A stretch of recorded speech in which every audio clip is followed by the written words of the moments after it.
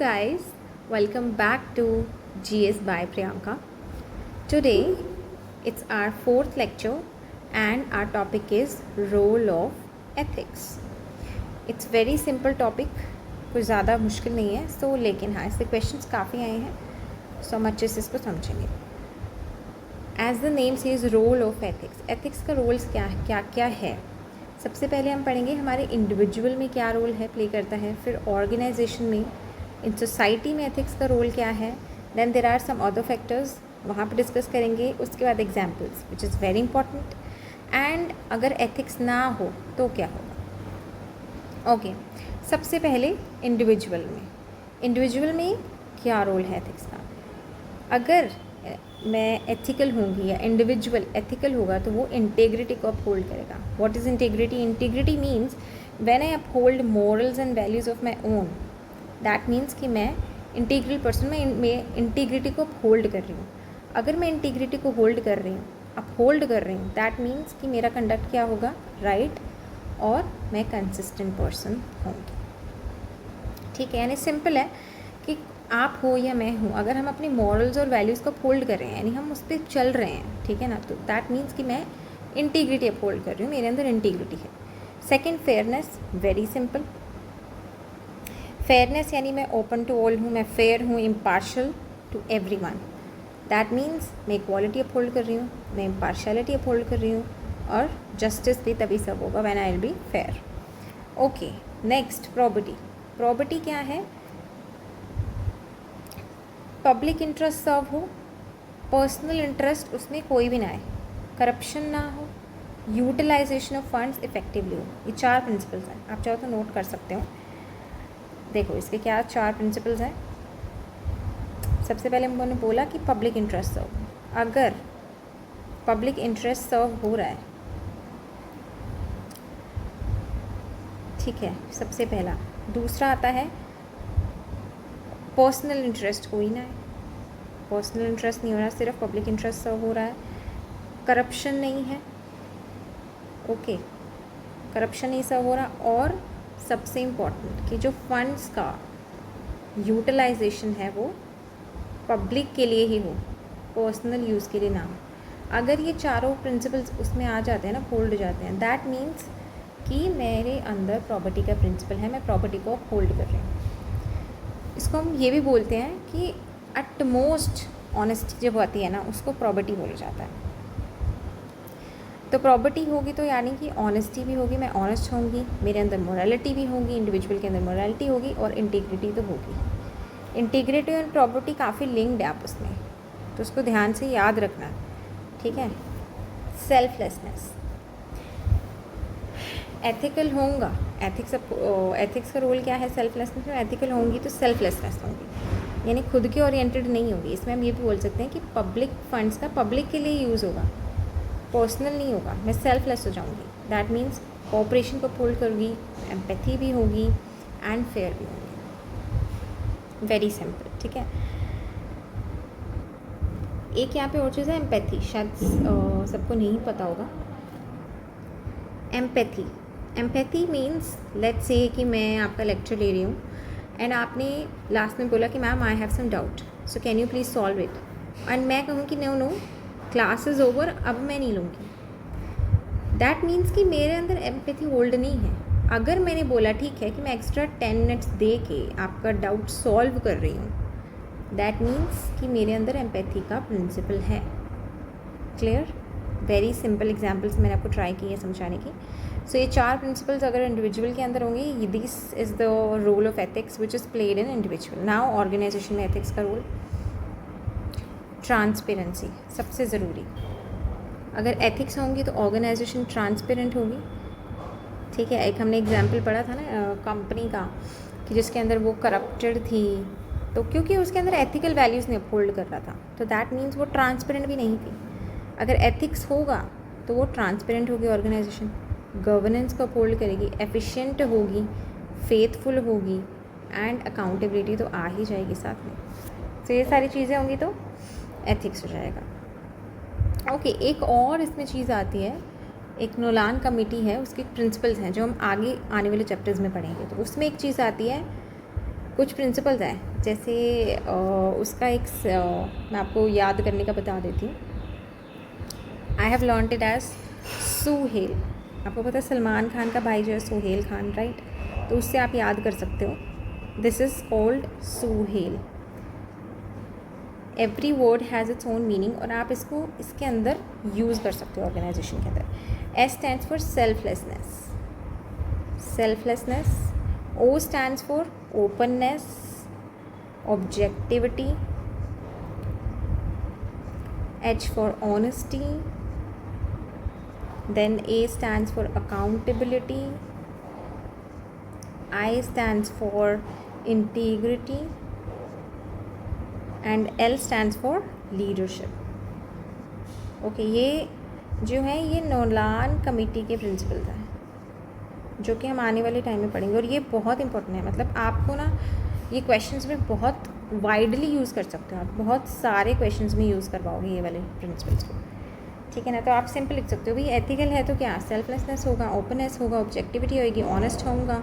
अगर मैं एथिकल होऊंगा तो मैं ऑनेस्ट भी होऊंगा, अकाउंटेबल होऊंगा, integrity, leadership. Okay, simple. Next, society. Society में एथिक्स का क्या रोल है?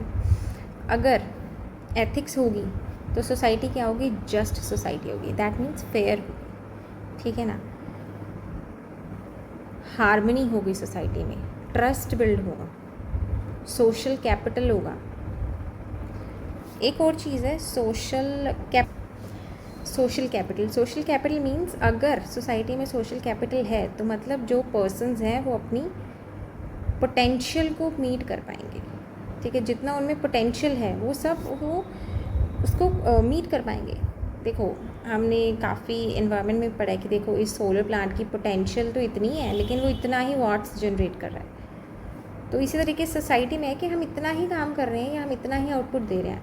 तो अगर हमारी सोसाइटी में एथिक्स होगी तो हम अपनी पोटेंशियल को मीट कर पाएगा individual. That means that is known as social capital. Next is brotherhood. Very easy. Again ethics होगी तो ब्रदरहुड भी अपहोल्ड होगा. Next there are some other factors. Number 1 is satisfying basic human needs of being fair, honest and ethical. Ethics होगा तो सबसे जो basic है ना वो क्या है? फेयर होना, ऑनेस्ट होना, एथिकल होना.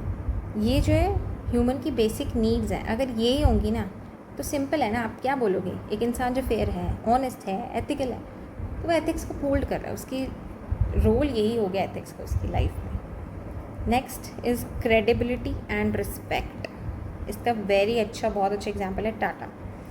टाटा को क्या माना जाता है? Organization for good governance. Good governance को ऑर्गेनाइजेशन माना जाता है. गुड कॉर्पोरेट गवर्नेंस एंड वो सोशल रिस्पॉन्सिबिलिटी लेती है. उसके इनिशिएटिव्स के लिए उसको जाना जाता है. अब ये जो जाना जाता है ना, ये इवन उन लोगों को भी पता होगा जिनको ये नहीं पता कि टाटा एक्चुअल में करती क्या है. ठीक है? कि उसका बिजनेस किस बारे में है. स्टिल सब लोगों को पता है कि टाटा ऐसा है. टाटा उसकी ऑनेस्टी के लिए, उसकी रिस्पेक्ट, उसकी क्रेडिबिलिटी के लिए जाना जाता है. तो ये कहाँ से आई? Due to ethics. एथिक्स का रोल है. एथिक्स एथिकल रहे तो क्रेडिबल रहे एंड रिस्पेक्ट अर्न करें. ठीक है? Next is United leaders and employees for common goal. एक कॉमन गोल के लिए जब लीडर्स और एम्प्लॉयज़ यूनाइट होते हैं, वो कैसे यूनाइट होते हैं? हर कोई यूनाइट नहीं हो पाता. How? Due to ethics. So this is the role of ethics in leaders and employees. Self awareness and realisation. Again ये तो हमने पढ़ा ही है ऊपर भी. Improves thinking. सिंपल, बहुत ही ज़रूरी है, बहुत ही ईजी है. अगर एथिकल होगा इंसान, मैं एथिकल हूँ यानी मेरे को पता है what is right, what is wrong, मुझे पता है. ठीक है? मैं अपनी मॉरल्स एंड वैल्यूज़ को होल्ड कर रही हूँ तो मेरी थिंकिंग क्या इंप्रूव नहीं होगी उससे? सीधा सीधा होगा ना. हमने एक एग्जाम्पल पढ़ा था लास्ट क्लास में जिसमें हमने पढ़ा था कि अगर हमें अनएथिकल सिचुएशन में डाला जाए, तो अगर हम अनएथिकली ही बिहेव करें, ठीक है, तो फिर वो डिसीजन जो है वो मेरी एथिकल से आया कि मैं अनएथिकल थी या एथिकल थी. राइट? वहीं पर अगर मैं एथिकल होंगी तो मेरी थिंकिंग भी उसके अकॉर्डिंगली चलेगी. मुझे लगेगा नहीं नहीं, जब ने वो पढ़ा था ना हाइंस डिलेमा में, नहीं इसको ड्रग दे देना चाहिए, दिस इज़ एथिकल, उसकी लाइफ का सवाल है, ठीक है। अगर मैं एथिकल नहीं होंगी, नहीं हमारा बिजनेस है, बिजनेस में लॉस हो रहा है, no we can't give it. That's how thinking तो डायरेक्टली इम्पैक्ट होती है और उससे ही डिसीजन मेकिंग आती है, नेक्स्ट चीज़ की डिसीजन मेकिंग इम्पैक्ट होती है। एग्जाम्पल है Cognizant work from home office else leave. एक ही एग्जाम्पल है कि मतलब एक कंपनी ने बोल दिया कि आपको ऑफिस से ही काम करना है, अदरवाइज लीव, अगर आप ऑफिस से काम नहीं करोगे। तो ये तो आप सीधे से तो उसको धमकी दे रहे हो, काइंड ऑफ, राइट, डरा रहे हो कंपनी। अगर सिंपली उनको एक डिफरेंट वे से बोला जाता तो शायद वो लोग उसको एक्सेप्ट करते, अभी लोग डर में काम करेंगे। सो आपको कंपनी एम्प्लॉय से कैसे काम लेना है वो भी एथिक्स सिखाती है। That's how your decisions are impacted. Next is long term gain. Actually जब टाटा स्टार्ट हुई थी तो it was not making that much of profit, ठीक है, इतना प्रॉफिट नहीं हो रहा था। लेकिन अगर वो सोचती कि चलो मैं अनएथिकल मीन्स को यूज़ करके और मैं अपनी कंपनी को आगे लेके जाऊँ, तो आज जो रिस्पेक्ट है वो नहीं होती। That is what is known as कि अगर आप एथिक्स को फॉलो करोगे, एथिकल रहोगे, ऑनेस्ट रहोगे, तो लॉन्ग टर्म में आपको गेन होगी। ये लाइफ में बहुत ज़रूरी है चीज़, ठीक है ना। Long term gain, short term pain, and short term gain, long term pain, दो चीज़ें हैं। उसके बाद there are some examples. Sachin Tendulkar sir बोलते हैं कि मेरे फादर ने मुझे बोला था, before being a good player be a good human first, ठीक है। एक इंसान अच्छा होना बहुत ज़रूरी है। How, why he said that, क्योंकि वो उनकी लाइफ में ये एथिक्स का रोल ही दर्शाता है, राइट। नेक्स्ट रतन टाटा, जो हमने पढ़ ही लिया। डोनेशंस, अभी जब कोविड आया था ना, तो टाटा ग्रुप्स ने, रतन टाटा जी ने बहुत हैवी डोनेशन किया था, ये आप लोगों ने देखा भी होगा और पता भी होगा। तो क्यों किया? Because of his ethical principles. ये उनकी लाइफ में एथिक्स का रोल है, that's how they did it. Kiran Bedi ji, she is known as for her duty and integrity, तो ये भी एक एग्जाम्पल हो गया। नाउ सबसे इंपॉर्टेंट आता है कि भाई अगर एथिक्स ही नहीं होगी, what will happen if there is no ethics. मैंने चैट में भी पोस्ट करा था कि आप लोग इसके बारे में लिखो, थोड़ा सा ब्रेनस्टॉर्म करो, सोचो। बट एनीवेज मुझे नहीं पता आप लोगों ने सोचा है नहीं, क्योंकि मुझे तो आंसर्स नहीं मिले। बट यार लिखोगे तो बेस्ट होगा। आप ही को मेंस में ना लिखना ही है आगे, मेंस इज़ वेरी इंपॉर्टेंट। तो अगर आप लिखोगे नहीं तो फिर आपको नहीं चीज़ें आएंगी। ओके, अगर एथिक्स नहीं होगी दैन व्हाट विल हैपन, मैंने एक टेबल फॉर्मेट में बता दिया। वैसे तो सिंपल है, अभी हमने जितने भी प्रिंसिपल पढ़े, जो ऊपर हमने पढ़ा कि इंडिविजुअल में क्या रोल होगा, ऑर्गेनाइजेशन में, सोसाइटी में, इसी का ऑपोजिट लिख दो कि ये चीज़ नहीं इंडिविजुअल होल्ड करेगा तो एथिक्स नहीं होगी। से अगर इंडिविजुअल एथिक्स नहीं होल्ड करेगा तो क्या होंगे? क्राइम्स बढ़ेंगे, डोमेस्टिक वायलेंस होगी, बहुत सी चीज़ें लिख सकते हो आप इसमें, सिंपल है। सोसाइटी में भी वही चीज़ है, करप्शन होगा, हमने पढ़ा ही था। कंपनीज करप्ट होती हैं, क्यों?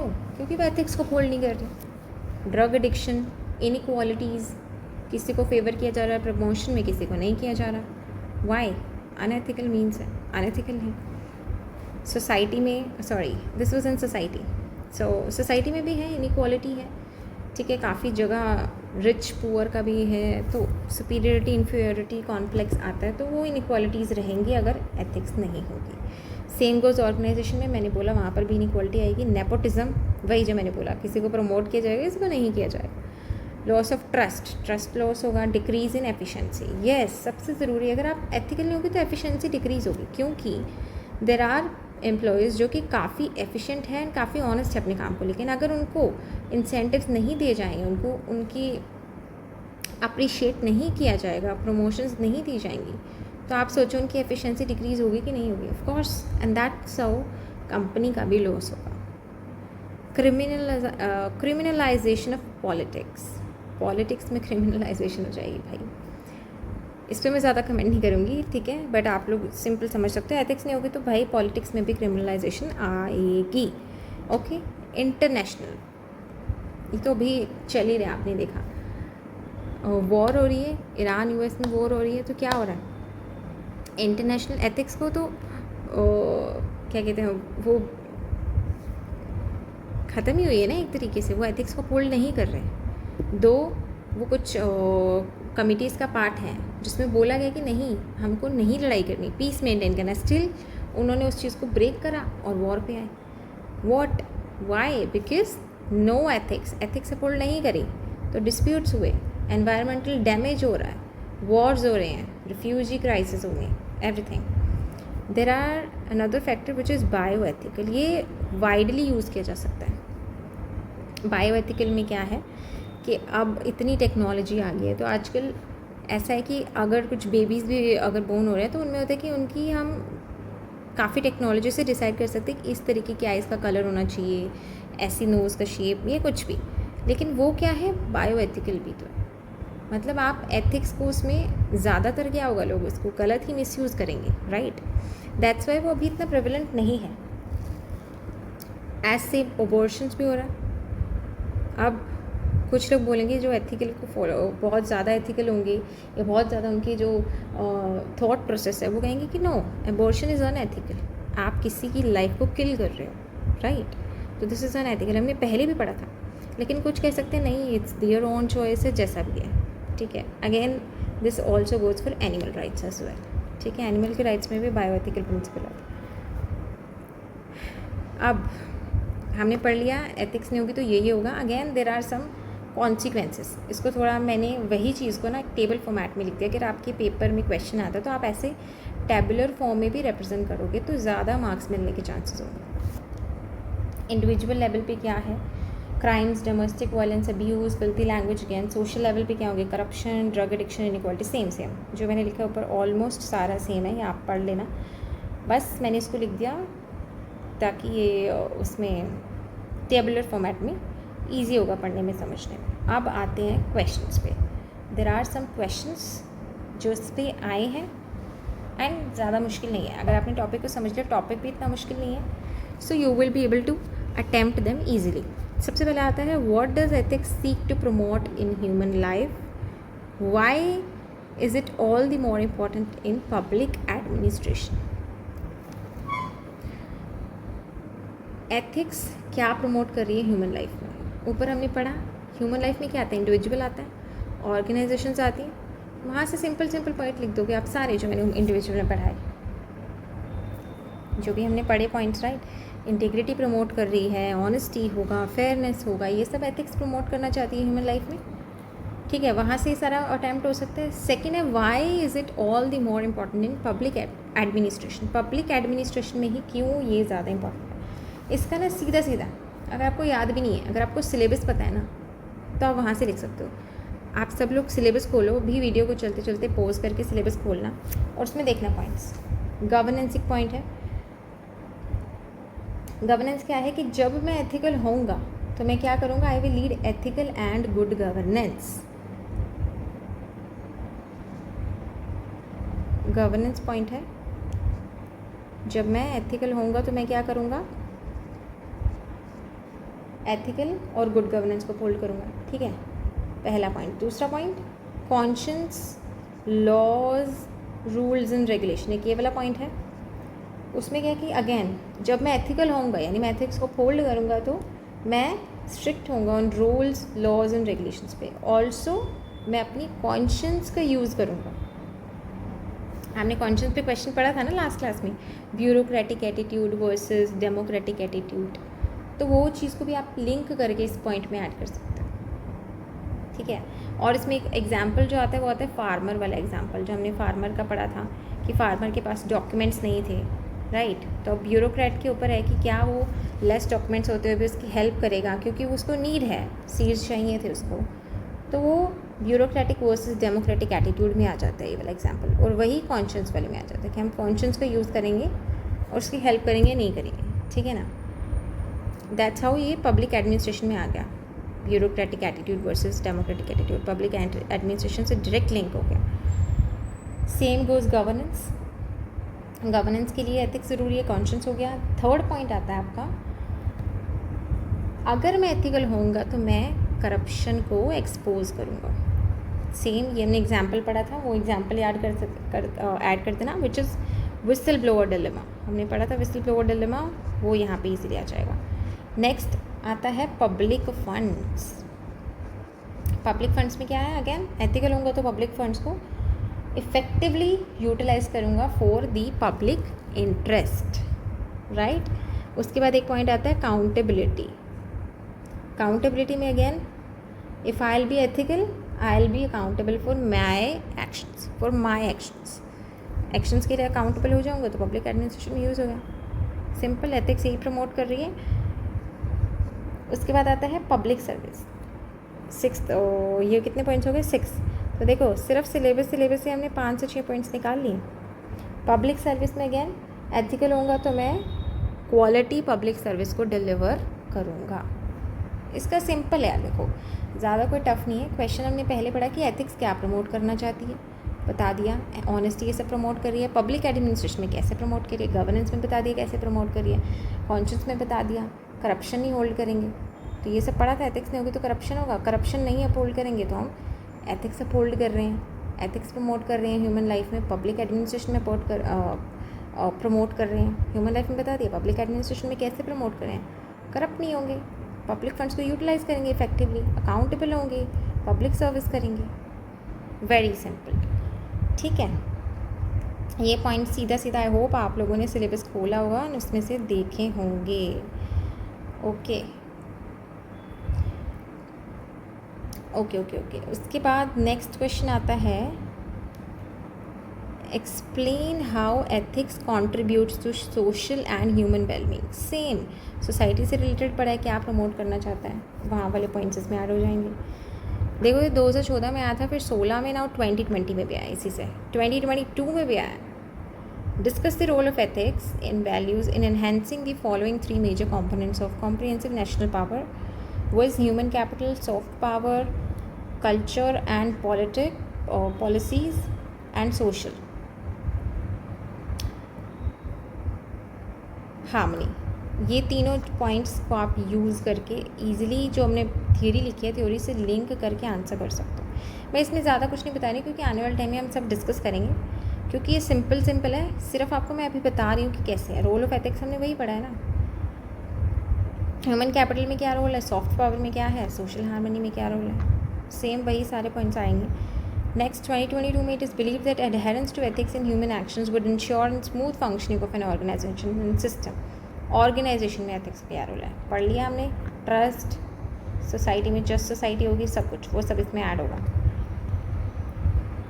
If so what does ethics seek to promote in human life. Same आप देख रहे हो, यूपीएससी डायरेक्ट क्वेश्चन रिपीट कर रहा है। 2014 वाला क्वेश्चन 2022 में पूछा है, सीधा सीधा, लैंग्वेज भी चेंज नहीं करी, ठीक है। तो ये तो सिंपल है, ऊपर डिस्कस कर लिया। Now how do, sorry it's added twice, how do ethical values assist in the resolution of conflicts faced by him in his day to day functioning. Day to day functioning में कैसे होगा, इसमें सीधे सीधे example से बता सकते हो आप। फार्मर वाला एग्जाम्पल बता दो, ब्यूरोक्रेटिक डेमोक्रेटिक एटीट्यूड वाला विसल ब्लोअर डिलेमा बता दो कि करप्शन को नहीं करेंगे, मतलब वही सेम एग्जाम्पल से के थ्रू आप इसको भी बता सकते हो। तो 2022 का क्वेश्चन भी कितना इजी होगा अगर आपने 2014 वाला पढ़ा होता, ठीक है। सो ये वैसे भी this topic is quite easy and quite interesting as well. आप कितनी ही चीज़ें इसमें ऐड कर सकते हो through examples and everything. Now that's a wrap of lecture 4, but before that I would like to tell you कि अब से नेक्स्ट लेक्चर जो होगा which will be on dimensions of ethics and there are some और कुछ उसमें theories हैं, वो सब डिस्कस करके उसके बाद उस लेक्चर में मैं आपको एक असाइनमेंट दूंगी, ठीक है। असाइनमेंट मीन्स क्वेश्चन होगा जो कि आपको लिखना है, उसको बिल्कुल लिखना है, और जो हमारा टेलीग्राम चैनल है चैट वाला, उसमें अपलोड करनी है अपनी कॉपीज़, ठीक है। वो अपलोड करनी है, मैं उसमें से कुछ कॉपीज़ पिक करूँगी और इन द नेक्स्ट क्लास हम वो क्वेश्चन को डिस्कस करेंगे स्पेसिफिकली कैसे लिखना है, ठीक है। तो उससे पहले सारे नोट्स को रिवाइज़ करना, ठीक है, तभी ब्रेन स्टॉर्मिंग का जो टाइम है ना वो कम होता है। आपको जितना ज़्यादा याद होगा उतना ज़्यादा अच्छा होगा। सो रिक्वेस्ट है, जितने भी लेक्चर्स हो गए हैं उनको रिवाइज़ करना, 4 के 4 लेक्चर्स को। उसके बाद वो क्वेश्चन को अटैम्प्ट करेंगे नेक्स्ट लेक्चर में। वो मे बी टमोरो और डे आफ्टर टमोरो, मंडे को तो फॉर श्योर लेक्चर आएगा एंड वो अटैम्प्ट करना, ठीक है। This is very very important.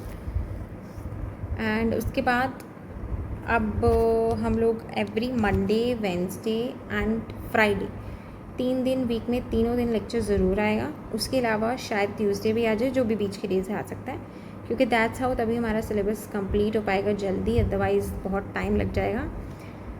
And I am sorry कि मैं थोड़ा नहीं हूँ इतने टाइम से, I was still busy. Okay, now regular lectures Monday, Wednesday and Friday. Get ready.